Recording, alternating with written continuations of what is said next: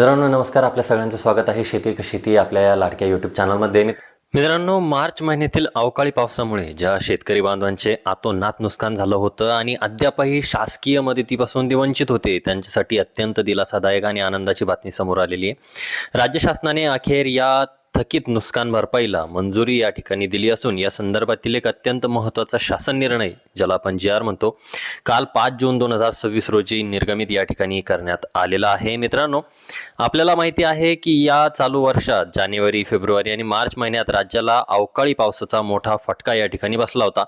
यापूर्वी शासनाने 22 जिल्ह्यातील नुकसानग्रस्त शेतकऱ्यांसाठी 164 कोटी रुपयांचा निधी आधीच वितरित केला होता, परंतु तांत्रिक कारणांमुळे किंवा काही त्रुटींमुळे यातून छत्रपती संभाजीनगर, बीड, गोंदिया, गडचिरोली हे जिल्हे वगळण्यात आले होते।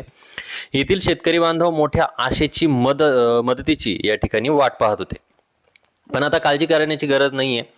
कालच्या या नवीन GR नुसार शासनाने या वंचित जिल्ह्यांसाठी एकूण 16,71,59,000 रुपयांची भरीव मदत या ठिकाणी मंजूर केलेली आहे।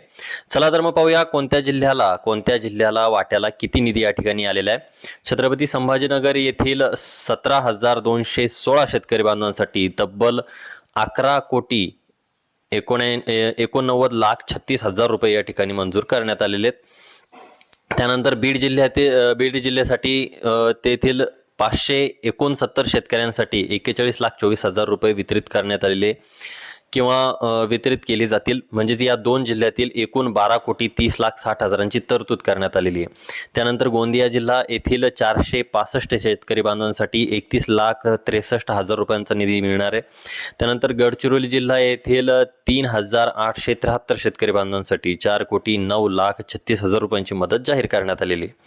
अशा प्रकारे या चारही जिल्ह्यातील एकूण 22,123 शेतकरी बांधवांच्या बँक खात्यात हा निधी थेट वर्ग केला जाणार आहे।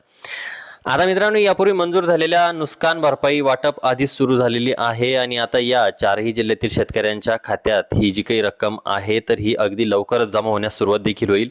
या संदर्भातील पुढील बँक खात्यात पैसे जमा होण्याचे किंवा याद्यांचे जे काही नवीन अपडेट येतील ते आपण आपल्या चॅनलवरती सर्वात आधी घेऊन येऊयात। त्यामुळे ही माहिती, महत्त्वाची माहिती तुमच्या इतरही शेतकरी बांधवांपर्यंत पोहोचवण्यासाठी हा व्हिडिओ त्यांना जास्तीत जास्त शेअर करा। व्हिडिओ आवडला असेल तर व्हिडिओला लाईक आणि चॅनलला सबस्क्राईब करायला विसरू नका।